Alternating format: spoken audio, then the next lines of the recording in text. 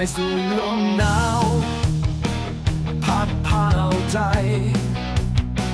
แสงตะวันส่องฟ้า